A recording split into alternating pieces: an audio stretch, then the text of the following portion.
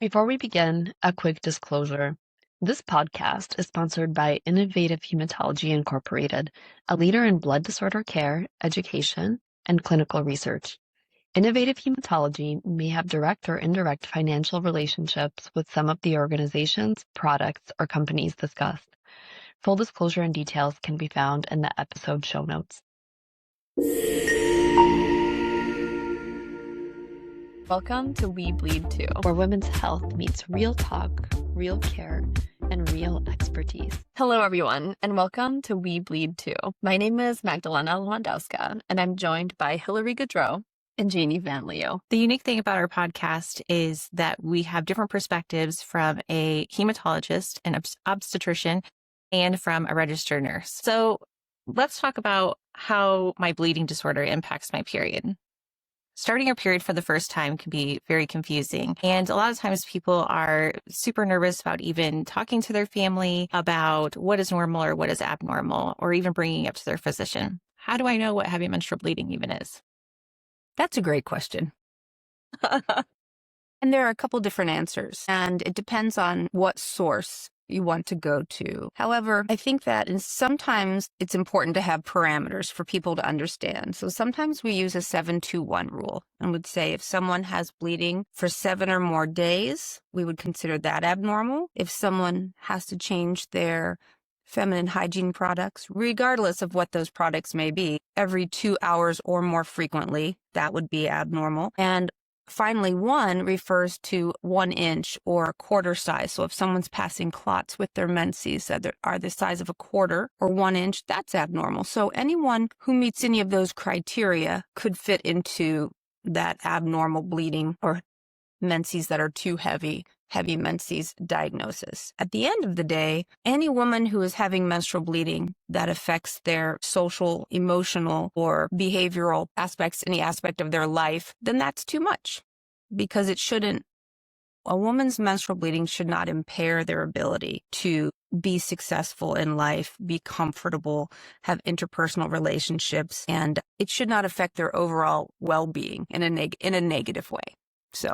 And let's talk about normal for a minute, though, right? Because, I think normal is a kind of a silly term when we talk about menstrual bleeding, because within families, especially in families affected by bleeding disorders, we frequently see, really what we would consider to be heavy, right? Like over a week of bleeding, using double protection, changing, protection every hour or two, and massive gushing and flooding or bleeding through bed sheets. And, women come to us and say, well, this is if you just ask, how was your period? Well, normal, because my mom had the same thing. My sister has the same thing. All my cousins have the same thing. So how do we get to a point where, we raise awareness to describe like, okay, this might be a little heavy, and we really should focus on improving quality of life for people who are affected by this? Yeah, I think asking the question in the correct way, asking the question in a way that allows the person to give an answer that's more specific. And I know as gynecologists, we're taught to ask about their menstrual cycle in terms of the duration of time between the beginning of one menses and the beginning of another. So what is your cycle length? We may be taught to ask, how many days does your menses last? But then we're taught to say, light, medium, or heavy. And to your point, Dr. Lewandowska, if someone grew up in a family where the only sanitary products in their house were Super Plus tampons and overnight pads, and maybe they didn't have to go through 20 of those in a day, like their sister or their mother, they might say their bleeding is, it's medium or it's light compared to the other women in their family, in their home. So we, as healthcare providers, we need to do a better job of being more specific about asking those questions and asking what types of feminine hygiene products are used, because women aren't typically going to divulge or share that. It's just not something we've taught them to do. by the time the patient makes it here to our clinic, right, we're combined hematology, gynecology. Janey really runs the show, let's be honest. I feel like by the time women come to us, sometimes they've suffered for many, many years and unnecessarily. And, we have all these wonderful tools now. I mean, there's a couple of websites available, right, like letstalkperiod.ca, and the National Bleeding Disorder Foundation has a great document to self-evaluate, right, what heavy menstrual bleeding is. But I feel like we haven't really gotten that information out to schools and to the general public in a way that's sufficient, because I feel like we're still identifying patients, right, that have suffered for decades and decades and decades, and come in with iron deficiency anemia, or sometimes, requiring blood transfusions in emergency rooms. And I think we're pretty specific in what our focus is here. The doctors a woman may encounter, right, like primary care physicians, where they may not have one, or if you do, they have a total of 15 minutes with you. So, getting the information out there, but also really empowering the patient, right? In terms of getting education out there, I feel like, these girls who start to get their periods that are often heavy and irregular, the first person that they sometimes encounter is the school nurse. Yeah. Which Janey has a lot of experience with. So take us through, what we're doing now and what we could be doing better, and what are the options. Absolutely. So getting the information to our school nurse, sometimes they don't even understand what heavy menstrual bleeding is, unfortunately. And so Question. Yeah. You seem to know a lot about this. Were you ever a school nurse? I was a school nurse, as a matter of fact. I did Janey. school nursing for 9 years. I covered an elementary and a middle school. I frequently had girls that came and unfortunately started their period for the very first time and came to my office of like, hey, I need to, let you know that this happened.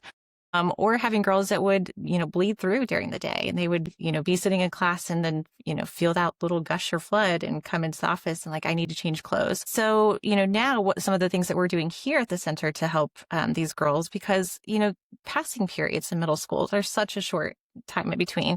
And so kids are trying to figure out, how do they manage getting their things from one class to another and take this time to have a bathroom break. And some of these girls, because they can't predict when they're going to have a gush or flood, maybe they use their passing period to go to the restroom and change protection.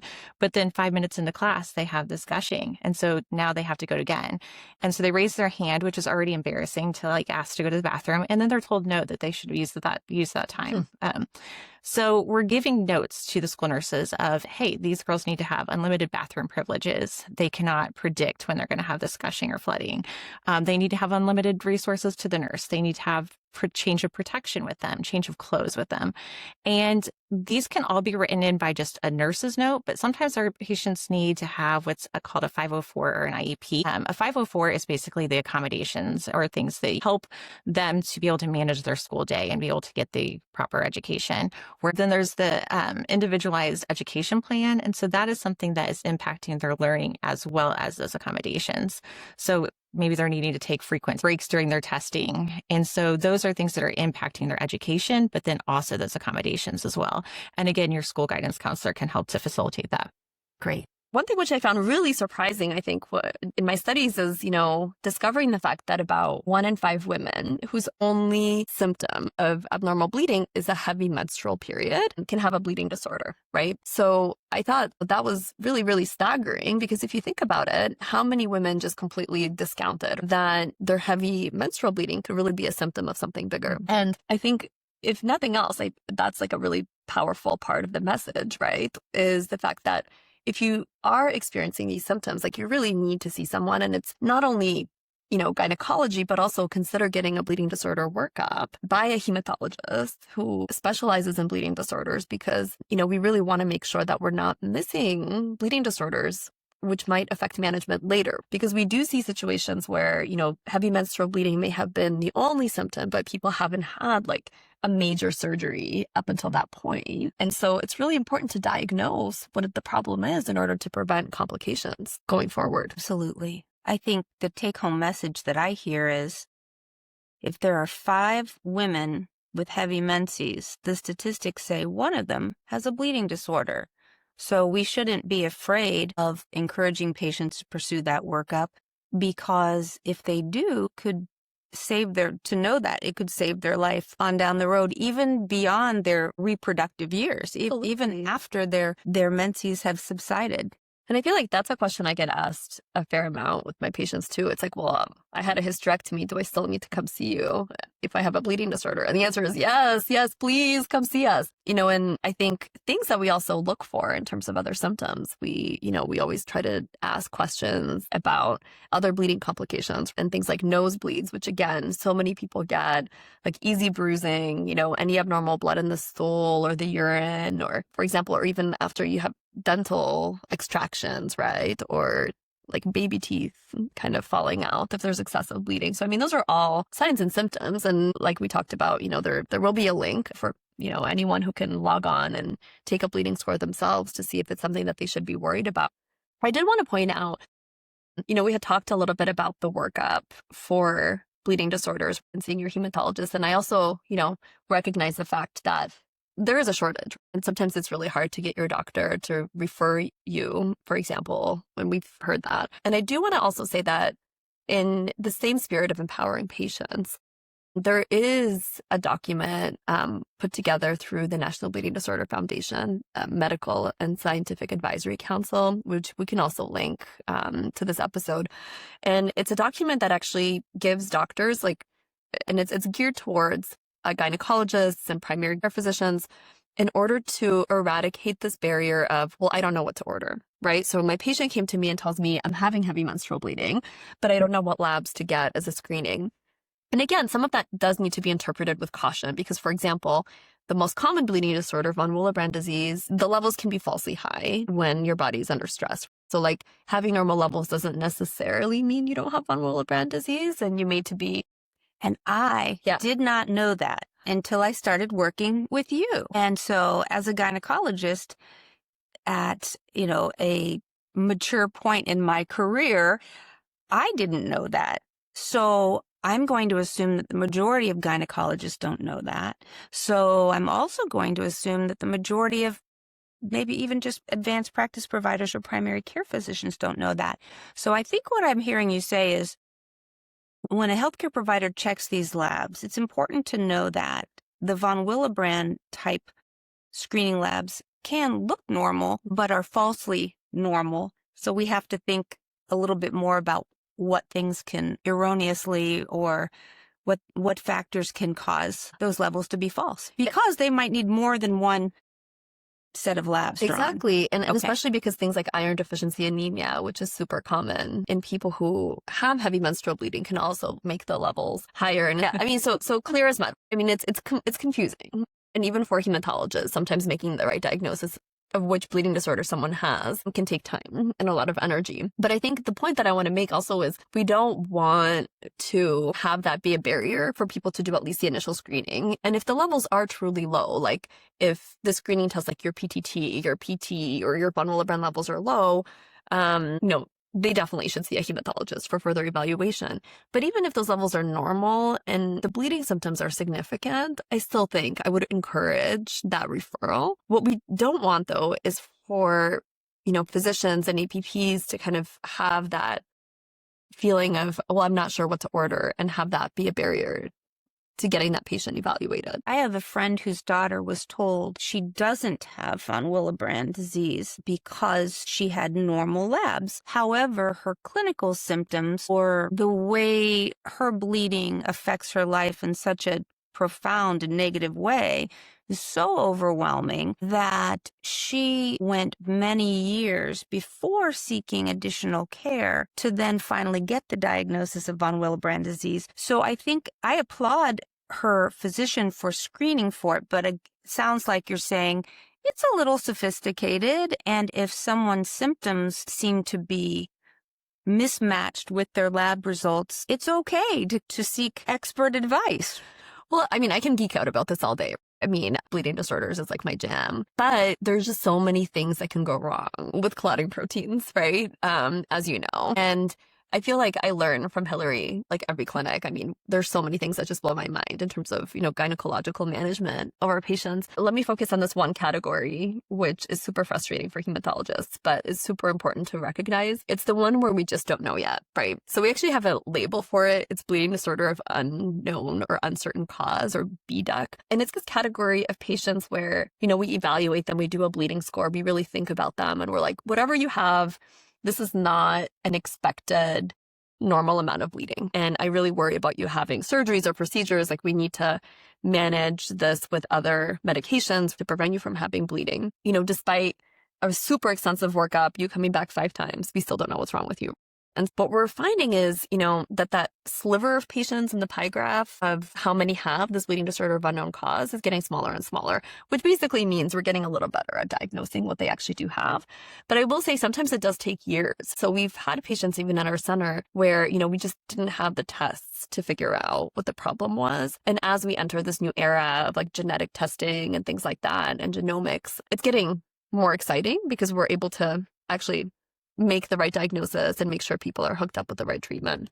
So what I'm hearing you say is, just because we may not always have a specific diagnosis to assign to a patient doesn't mean they don't have a dysfunction in the way their body bleeds or clots. And it's important for those patients to know that they do have a propensity or a tendency for increased bleeding, which is really important for them to know so they can tell their other doctors. Because I know as a doctor, when someone comes to me and as